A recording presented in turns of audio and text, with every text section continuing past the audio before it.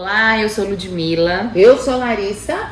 E esse é o Prosa em Família no nosso gabinete. Isso. E nós estamos falando do existencialismo do Sartre, né? Aproveitando o gancho do nosso gabinete, esse é o tema que está sendo discutido nesse mês de junho. E a gente está querendo entender e relacionar um pouco como que o Sartre pode nos ajudar, nos oferecer ferramentas para essa prática clínica com adolescentes. E no último vídeo a gente começou falando um pouco do existencialismo e do essencialismo, né, Larissa? Sim, é uma diferença importante de fazer. E aí um dos outros conceitos importantes que o Sartre traz e que se relaciona a essa nossa prática clínica é a questão da generalização. Isso, ou coisificação, como ele vai chamar, né? E aí, quando a gente pensa na adolescência, isso é muito presente porque tende-se, do ponto de vista social, tende-se a transformar a adolescência numa generalização, numa coisa única. Tipo, adolescente é aborrecente. Quem já não ouviu ou já disse essa frase, né? E como se fosse uma coisa que acontece do mesmo jeito para todo mundo, né? Isso. E que não houvesse nuances, e não só nuances, às vezes são experiências singulares, né, Larissa? E aí a gente entra no que o Sartre vai dizer, da necessidade dessas experiências singulares, e é isso que vai nos diferenciar. É interessante pensar assim, olha, o existencialismo, e aí o Sartre também dá um pouco mais de difusão para o existencialismo ali na França, ali na região, porque ele é um intelectual respeitado, um professor de uma vida acadêmica. E aí ele vai dizer assim, então, essa é uma contribuição muito importante que o existencialismo traz, é de valorizar a experiência da pessoa. A experiência da pessoa no mundo. Então, como é que você se singulariza? Você se singulariza pelas experiências que você tem e que são irrepetíveis e que são únicas.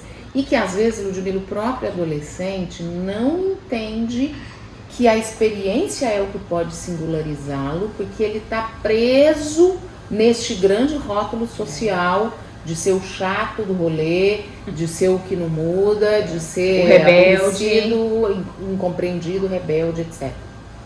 Então, a experiência é sempre para o Sartre uma experiência de singularização, possibilidade de te tornar único no mundo. E aí a gente precisa pensar como é que fazemos com esse adolescente, que ferramentas a gente poderia usar para que o adolescente olhasse para a própria experiência.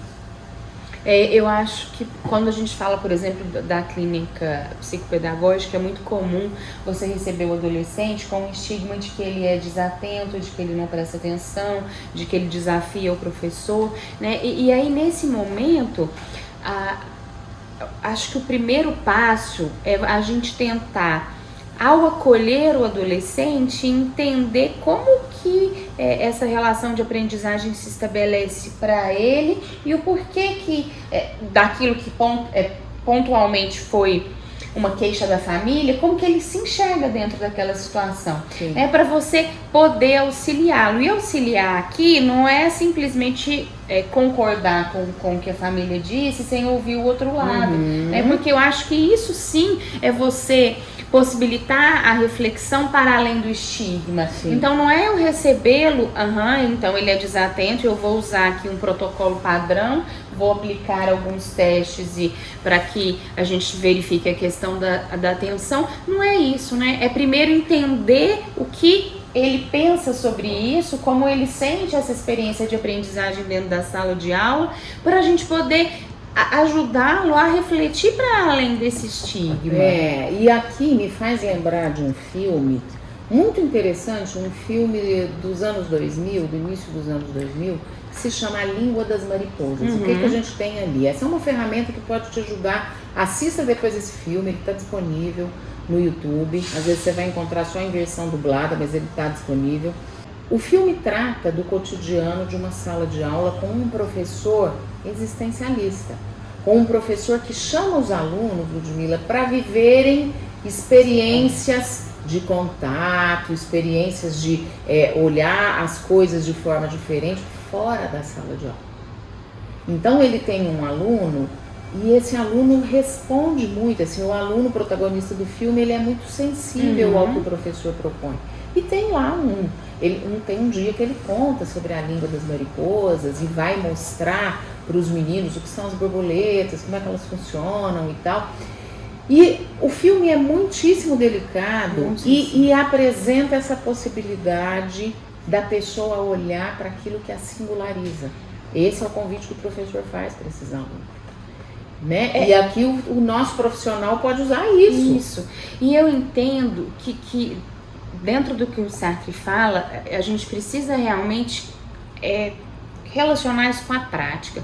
Porque por mais que exista um discurso um tanto libertador de falar isso, cada aluno tem seu tempo, cada pessoa aprende de um jeito diferente. Na prática não é isso que a gente vê, que a família espera.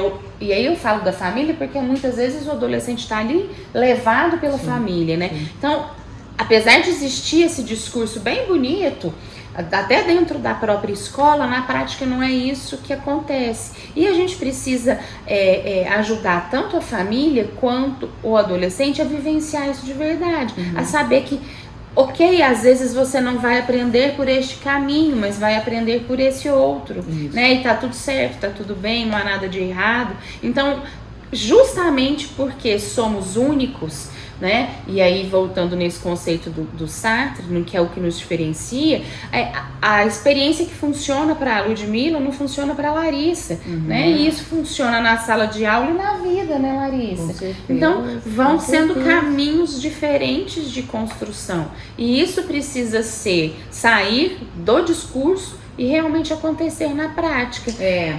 E você, profissional, pode, por exemplo, pedir para o adolescente olhar para o cotidiano dele, ressignificando aquilo. Isso pode ser algo trazido pelo adolescente como material. Se você indica, por exemplo, olha, pede para o seu adolescente que está com, de repente, uma queixa de ser coisificado demais, de ser tratado de forma generalista demais, ou se ele não traz essa queixa, de repente isso é o que você percebe que acontece, peça para ele, olha para o seu cotidiano, e começa a prestar atenção nas coisas que você não presta atenção regularmente. Isso é uma ferramenta, né? Isso é uma ferramenta. Porque daí, olha, ele vai olhar para o jeito como ele coloca a água, ele vai olhar para as coisas que chamam a atenção dele, ele vai olhar para o cotidiano com os pais brigam, os pais falam alto, como é que ele reage, ele está sendo reativo. Então esse é um jeito de você trazer a experiência cotidiana, que às vezes é massacrada, para a cena terapêutica. E ao fazer essa análise, ao parar demoradamente, né, para poder prestar atenção, ele também vai enxergar além do que dizem dele, né? Sim. Ele vai conseguir fazer, tornar claro, tornar palpável o que existe além do que me rotulam. Exatamente. Né? Além de rebelde, teimoso e desatento, o que mais? Quem mais sou eu? Quem mais sou eu? Isso. E daí a gente entra, né? Nós estamos aqui num gancho, você vai ver agora o próximo conceito que a gente vai trabalhar, que também é fundamental na teoria do Sartre, que é a liberdade. Não saia daí! Acompanha a gente, nós estaremos aqui já já com você. Um beijo! Beijo! Satisfação pelo clique, fake, a vontade, critique. Não é tão só correr. Tamo aguardando o convite.